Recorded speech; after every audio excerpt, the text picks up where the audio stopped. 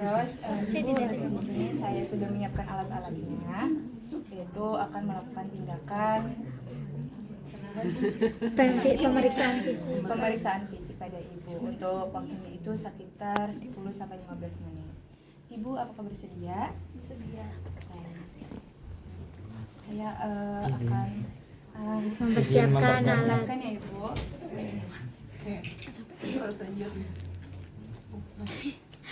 Osce-nya Lili langsung ya, Cek. Ya langsung terus. Sepuh ya, Le. Nah, kita videoan aja, Nak.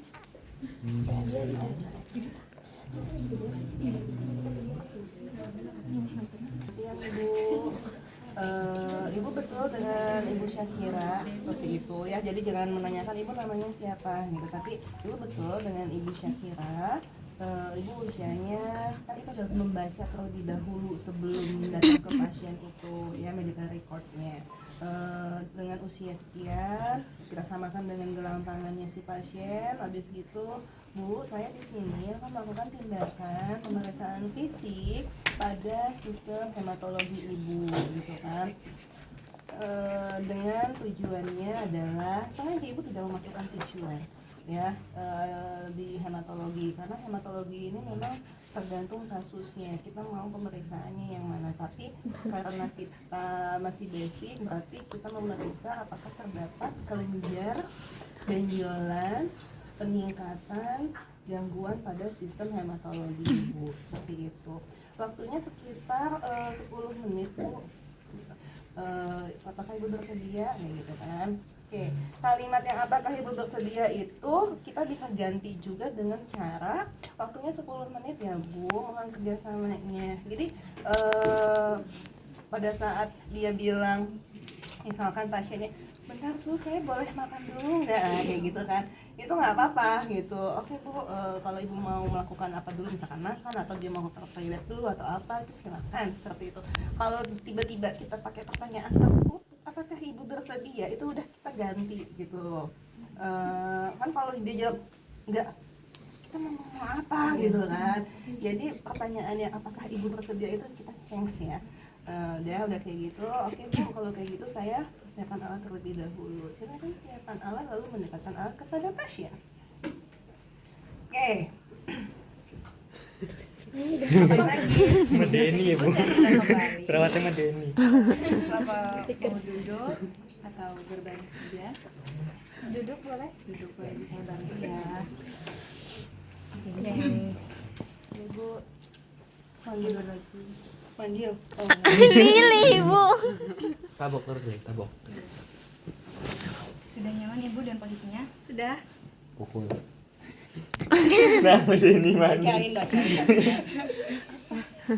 Penilaian status pasien secara umum, melihat dan mencatat keadaan umum pasien sakit ringan, sedang atau berat.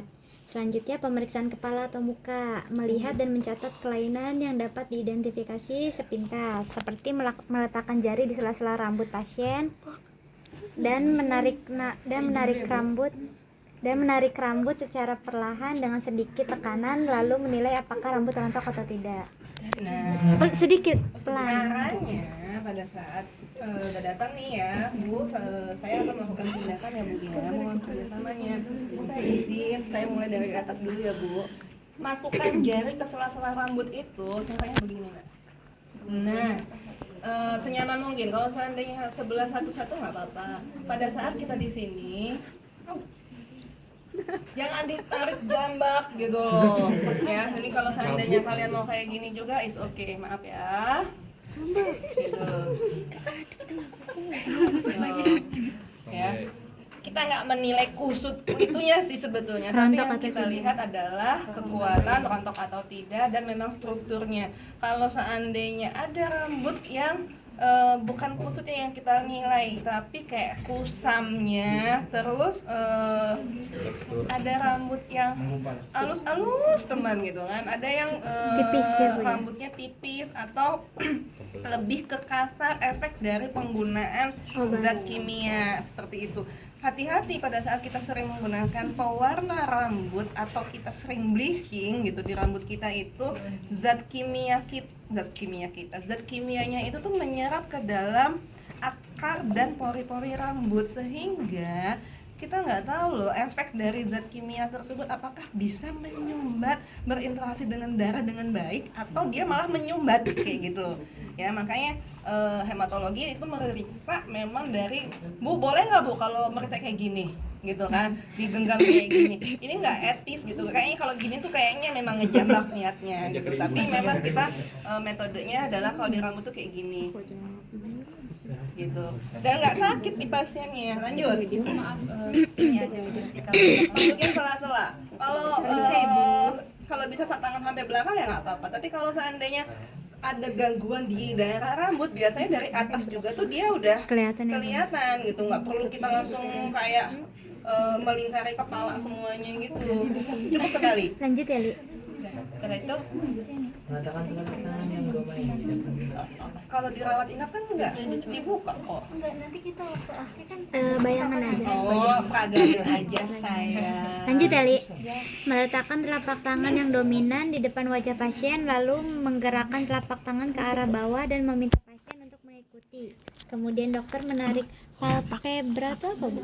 Palpebra inferior dengan tangan yang satu ke arah atas dan menilai apakah terdapat sklera icterus atau terdapat pendarahan pada sklera. Berarti Oke. gimana? Contohin lagi.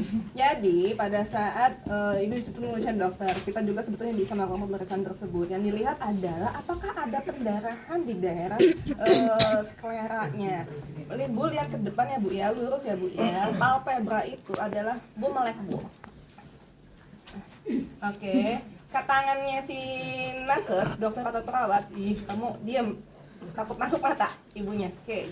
Nah, jangan ini yang ditarik, tapi bagian ininya yang kita tarik. Nah, jadi dia suruh mengikuti pergerakan kayak gitu. Dengan kita melihat Ada pendarahan atau tidak? ada pendarahan atau tidak, seperti itu. Kalau mengecek anemia atau tidak kan begini ya. Nah, nah itu boleh. Untuk awal kalau seandainya mau sekalian ngecek itu kita gini aja. Begini rapat apa di belakang. Nah gini, tapi lepaskan lagi langsung kita gini gitu. Oh, oke. Untuk mengecek. Oke, lanjut. Peragain nggak apa-apa? ini sih pertama tuh dibuka dulu ya Bu, dari atas sama bawahnya. Bawahnya lepas. Bawahnya lepas terus ke atas. Takutin terus. Terlalu. Punten. Oke. Kan awal gini. Iya, dilepas. Nah, biar aja gitu. Gini gitu loh. Oh, Tetap ini yang megang.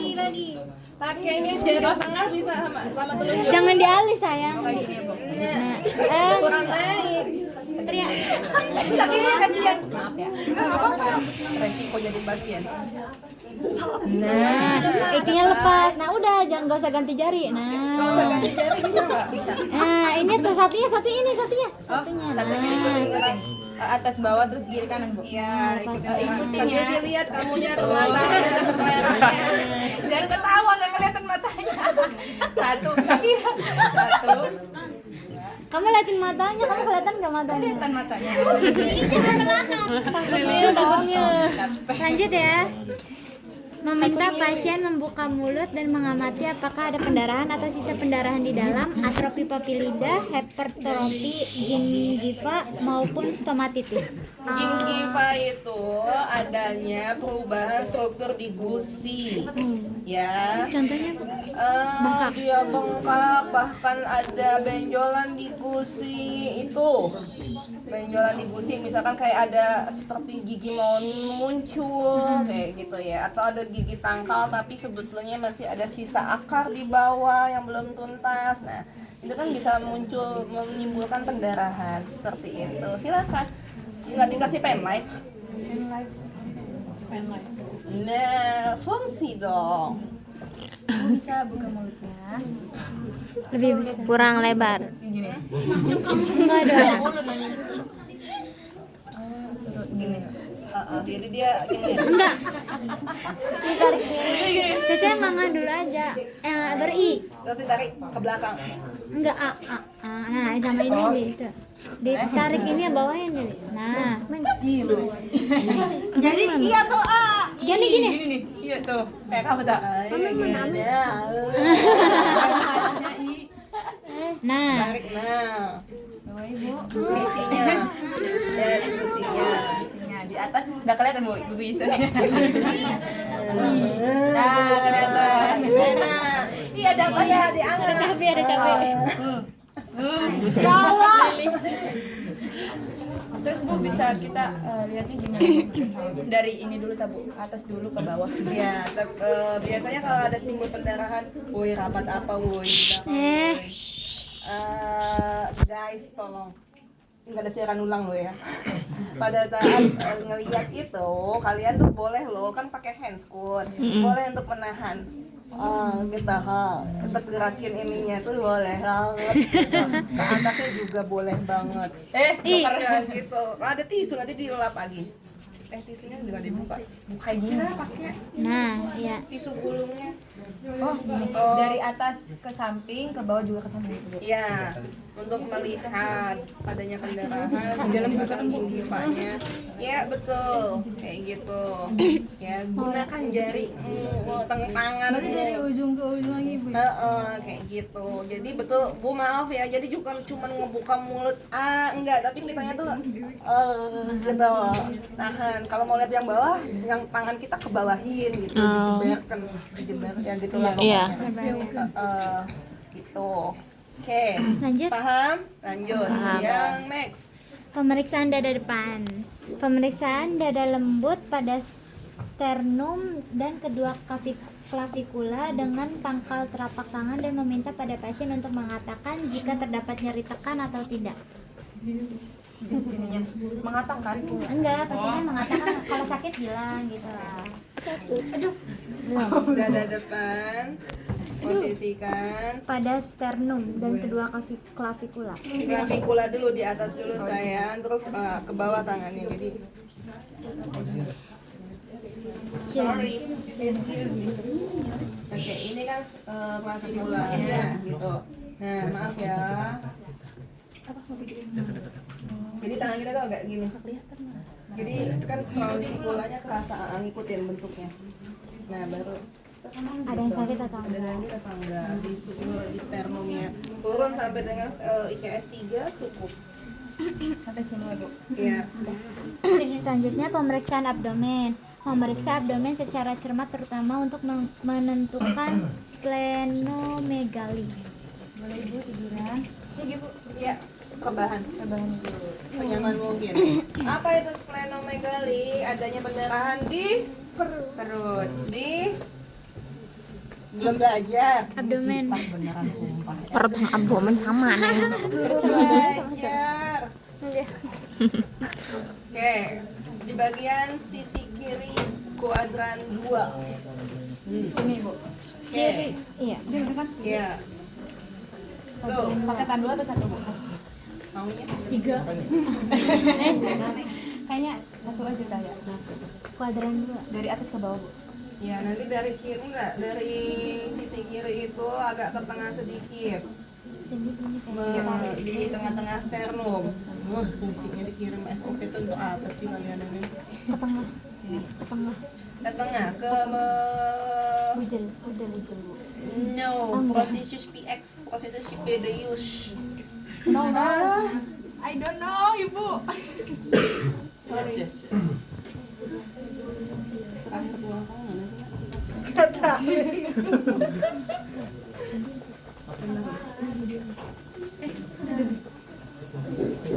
Ada yang sakit ibu? Nah, ada tulangmu di antara, kalau di perempuan itu agak jadi payudara di atas sedikit, kali ini ada tekuk.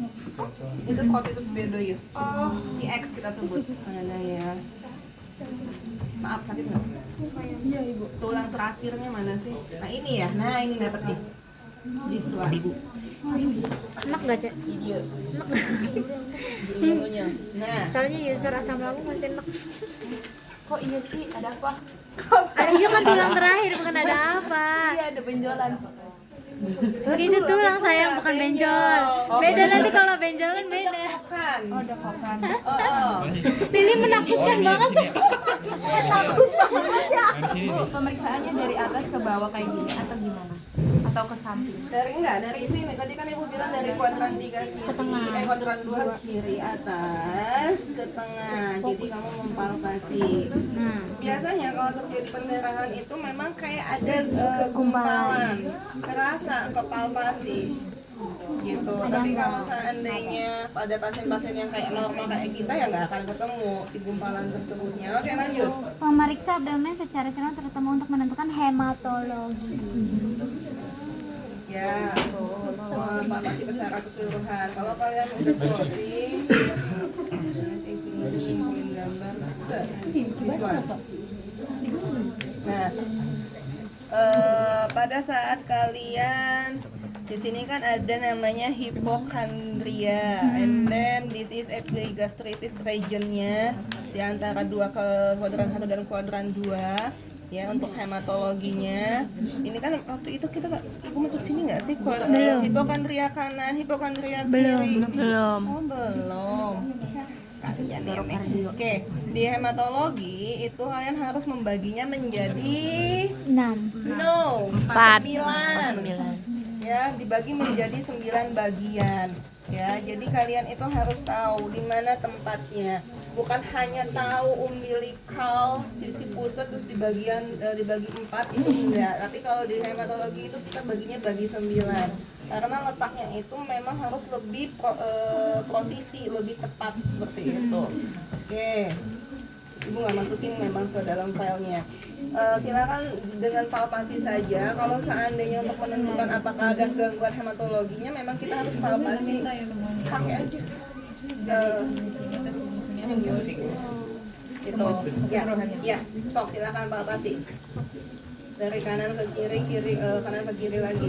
Satu aja wis. Kuadran mana dulu? Atas dulu. Atas dulu, ya. Oke. Posterior dulu. No, kanan ke kiri kalau mempalpasi. Kanan kiri. Di Tekan. gitu ya. Geser kerasa atau tidak? Seperti itu. Terus ke kiri. Terus langsung Kalau kerasanya itu gimana Bu? Dari para perawat atau dari pasiennya?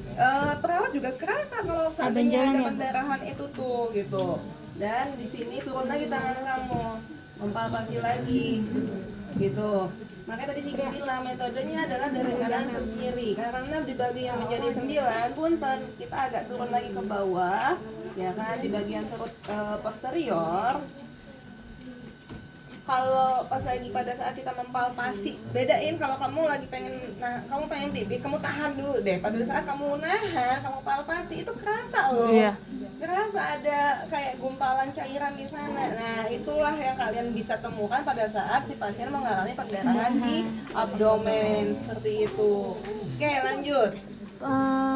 Palpasi memeriksa abdomen secara cermat terutama untuk menentukan pembesaran kelenjar pada aorta, ALL, CLL, limfoma maligna. Nah, itu apa ALL? Akut limfatik. Itu leukemi akut, leukemi kronik gitu, sama si limfoma. Jadi kalian mempalpasi itu jangan ulang pada saat kalian mempalpasi yang awal untuk menentukan ada pendarahan atau tidak. Sekalian ya? Itu sekalian mempalpasi gitu loh. Kalau seandainya ditemukannya si gumpalan, nanti pemeriksaan penentuan apa dia ALL, CLL atau limfoma maligna itu dengan pemeriksaan penunjang selanjutnya seperti itu. Karena pasien-pasien dengan leukemi biasanya trombositnya dia menurun karena tidak ada perlawanan.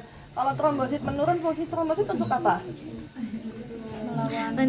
Untuk menutup Situ leukosit, trombosit. untuk menutup luka. Menutup luka.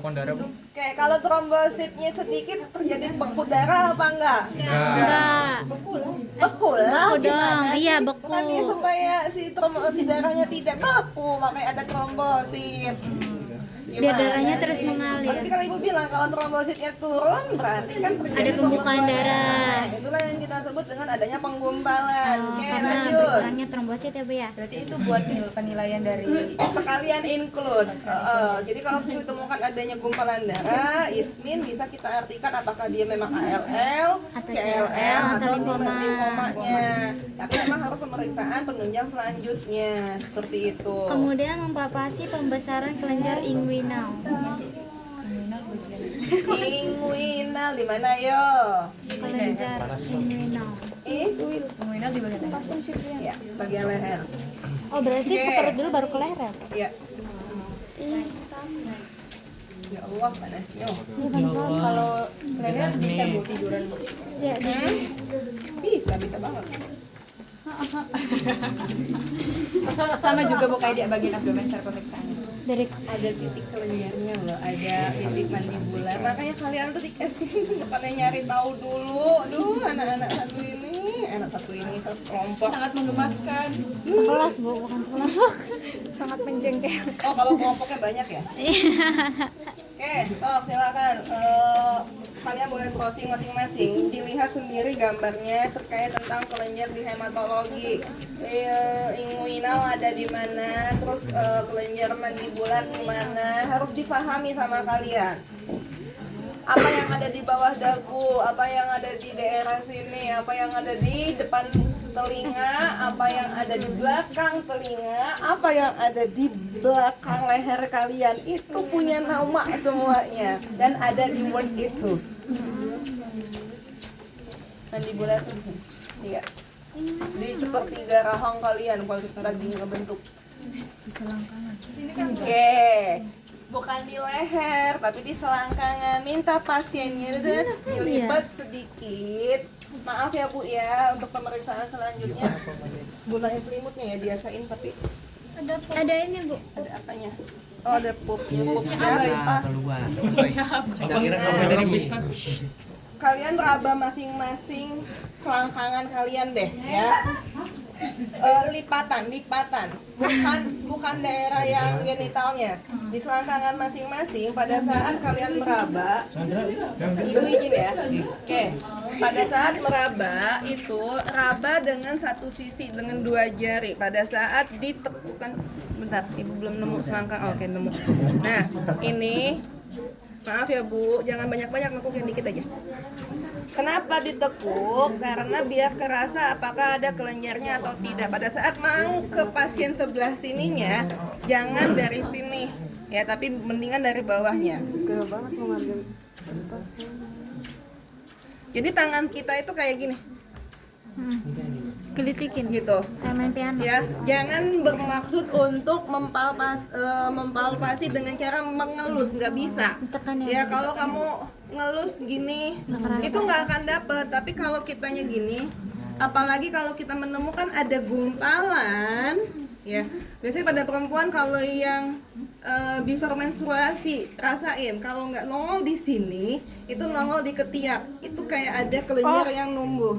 Itu wajar kalau seandainya terjadi sebelum dan semasa menstruasi. Tapi kalau seandainya terjadi pada saat tidak menstruasi, sebelum menstruasinya masih jauh gitu, muncul ada benjolan, itu kalian harus curiga seperti itu. Jadi inguinal adalah di daerah selangkangan dengan cara ininya ditekuk, ya.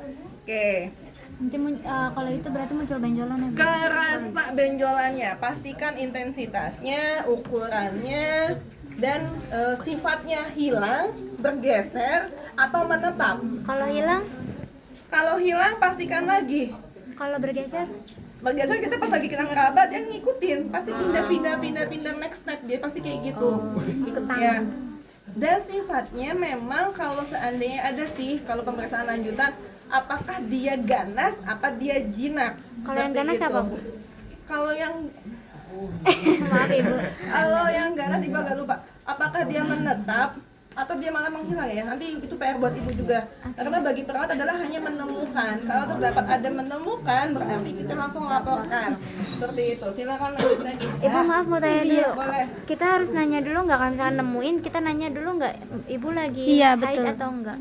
Ah, Mau height apa? tapi kan ada Datanya. Datanya.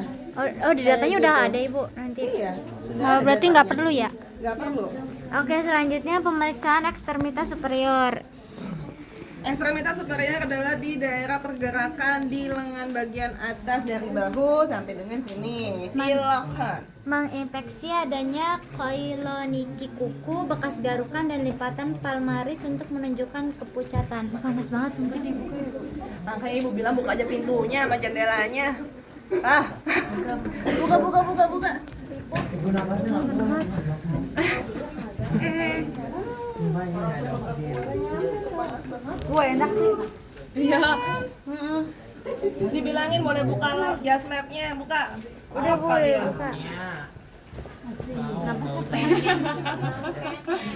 Bau cairan kaminya. Oke, terus apa tadi? Oh ya, Memeriksa. Pak inspeksi. Nih, adakah bekas garukan ya boleh ditulis.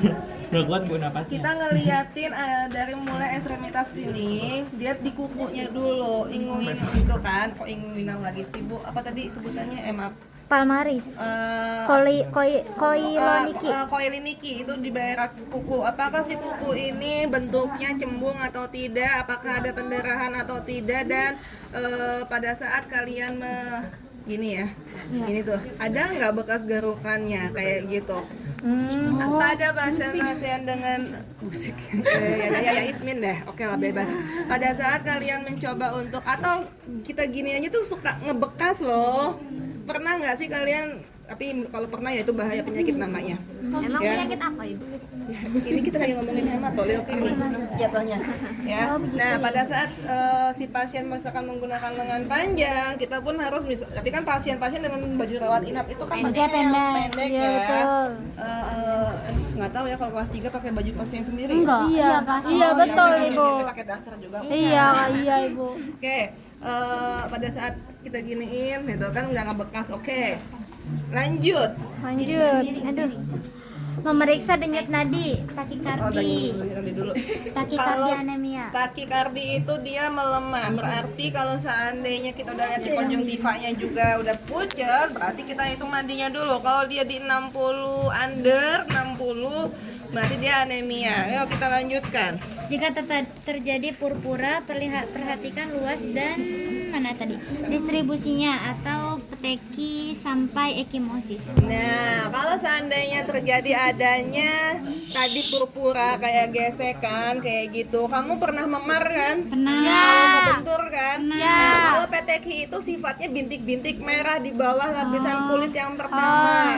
Tapi kalau dia ekimosis itu kayak memar. Jadi si peteki itu lama-kelamaan bersatu menjadi satu sehingga kayak menjadi memar.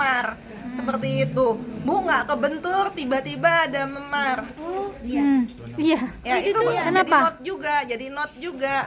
Apakah memang kamu mengalami kayak leukositopenia atau kamu kayak mengalami leukosit yang imatur atau trombositnya yang memang lagi turun? Biasanya kan kayak gitu yang terjadi. Kalau kelelahan juga suka terjadi. Iya. Ya berarti jangan dilanjutin dulu, istirahat dulu. Seperti itu. Nah, itu kita lihat ya peteki, ekimosis, Ada ya. atau tidak? Ada atau tidak setelah menghitung nadi. Kan sambil menghitung nadi itu sebetulnya langsung kelihatan loh gitu. Baik kanan sama kiri ya. Tapi kalau hitung nadi cukup sebelah aja, tapi kamu bandingkan kanan dan kiri Sama atau gitu, tidak. sama atau tidak. Oke, lanjut. Memeriksa Ya. adanya Kadang-kadang purpura yang muncul di sini, teraba kadang-kadang ini enggak. vaskulitis sistemik. Memperhatikan adanya Apa? memeriksa adanya purpura yang teraba vaskulitis sistemik dan memperhatikan adanya pendarahan Itu intraartikular. kita semuanya adalah inspeksi, sambil dilihat saja nadinya apakah ada pendarahan, karena memang tubuh manusia itu banyaknya pembuluh darah. Tapi kalau seandainya terjadi pendarahannya jauh Terlihat banget dari ya, Bu, ya? jauh dari pembuluh darah, berarti memang ada gangguan di sana. Kenapa bisa muncul ekimosis merah-merah padahal pernah kena DBD nggak sih? Enggak. Itu kan merah-merah. Nah, itu sebetulnya hematologinya sudah keganggu karena memang dia mengalami kayak pecahnya pembuluh darah tapi halus gitu loh. Tapi kalau Iya, seandainya bintik-bintik. tidak ditertangani maka dia menjadi ekimosis seperti itu. Lanjut. Pemeriksaan ekstremitas inferior. Inspeksi tungkai apakah terdapat memar, pigmentasi atau bekas garukan purpura yang menonjol ditemukan pada purpura henox kilein pendarahan intraartikuler. Inspasi adanya ulkus pada tungkai biasanya di atas malleolus Tadi medial. anterior, sekarang posterior. Oke. Inferior. Inferior. Oh, inferior ya, salah. Nah, kita cek di bagian kaki. Sama, kita lihat seperti kayak ngelihat di bagian atas. Buka-buka. Cek panas cek, jangan pakai selimut cek.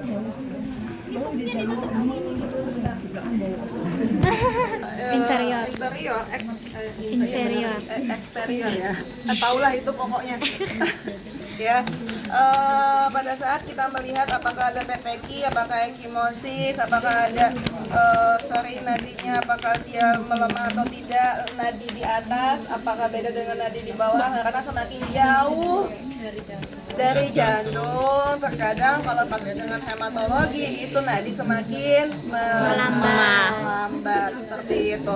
Jangan cuman menghitung jumlah nadinya, tapi yang kalian rasakan adalah kekuatannya. Jadi kamu denyut di sini, ini kencang, Ini lemah. ini kencang, pasti kaki, kok lemah banget gitu. Bahkan kamu sampai gini-gini, nggak nemu-nemu kayak gitu. Oke,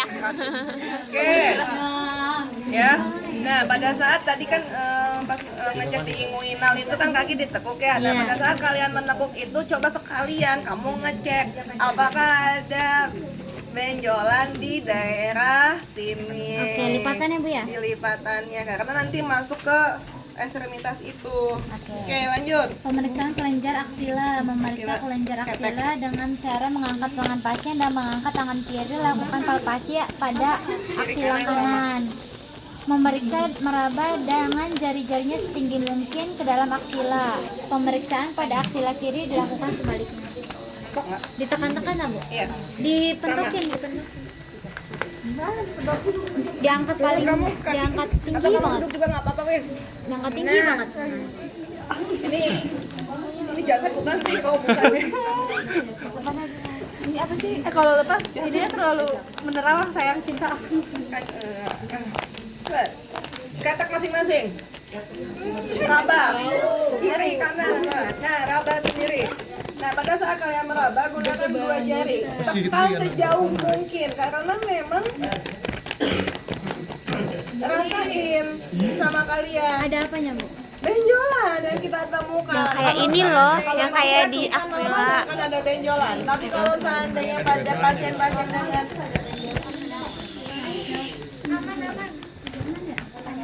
pada saat kita posisinya ada infeksi di daerah paru, payudara, ya, radang tenggorokan, kalau enggak bengkak di sini, bengkak di sini. Kayak gitu. Ngaruh di Oh, nggak bisa cuma setengah ya Bu? Nggak bisa, harus kayak gini, harus maksimal mungkin. Sambil ngaca nanti. Kayak gitu. Terus lanjut. Maaf Bu. Kanan kiri ya. Sadari. Jangan sebelah. Pemeriksaan leher, memeriksa kelenjar cervical dari arah belakang. Oke, cervical dari arah belakang. Sakit banget. Kita nih oper-operan mulu. Tadi ibu nunjukin belum ya? Belum. Kalian tuh nggak mau browsing, nyebelin. Maaf ya Ibu. Gak ada sinyal. Gak ada sinyal. Nggak ada HP Bu. Kita punya banyak banget kelenjar ya. Tadi Oh, bener yang kita Kak pertama kali Okta adalah kelenjar. Hah? Enggak cervical lagi, cervical ketek. Apa Bu? Kenapa Bu tadi Bu? Tadi kelenjar apa yang diminta? Kok ibu lupa? Oh, tadi yang aku bacain. Mandibula tah. Aksila. Leher itu cervical. Oke. Ini ya yang tadi ya? Di sini ya sayang, Ini ya, Bu, di ya? titik yang nih gambar ini. Oh ya udah nemu. Oke. Di titik yang kayak Kita dulu. Nah, kerasa nggak? Telingamu dua jari setelah telingamu, daun telinga maksud ibu. Nah, after that ke bawah dikit. Nah, pas kamu nengok tuh kan ada kerasa. Iya. Nah, Oh, ini lagi kelenjarnya. belok sini. Nah, Nah, jadi kayak ada sekat set, Iya ibu. set. Iya Nah, iya kerasa. di situ titiknya. Ya, kanan kiri ada. Itu kenapa bu? Kalau kita normal sih nggak akan kerasa ada benjolan si kelenjar ya, tapi kalau seandainya pasien-pasien dengan hematologi pasti dia di sini kerasa. Oke, apalagi? Palpasi kelenjar submental yang terletak di bawah dagu, lalu kelenjar submandibular yang teraba di bawah sudut rahang. Di sini titik pada saat agak dipanjangin dulu dagu kalian, gini. Nah, di sininya jadi titiknya adalah setelah ada tulang rahang, Jenggot. ada dekokan, letaknya di sini. Nah, ini kelenjar yang tadi yang pertama apa namanya tadi? Mana tadi? Submental. Oke, submental di sini. Set, nggak usah jauh-jauh, nak. Paling cuman 0,5 sampai 1 cm doang jaraknya, ya. Terus selanjutnya adalah submandibular. Submandibular itu dia di sini. Maaf. Sakit Biasa bu? saya. Sakit ya? Tutup. Kita pasang ini. Nah, di sini. Ya, kalau tadi submental di sini. Sakit kan aku bilang sakit. Nah, ini kan ada. Panjangin dulu dagu kamu. Gimana ibu? Camah kan?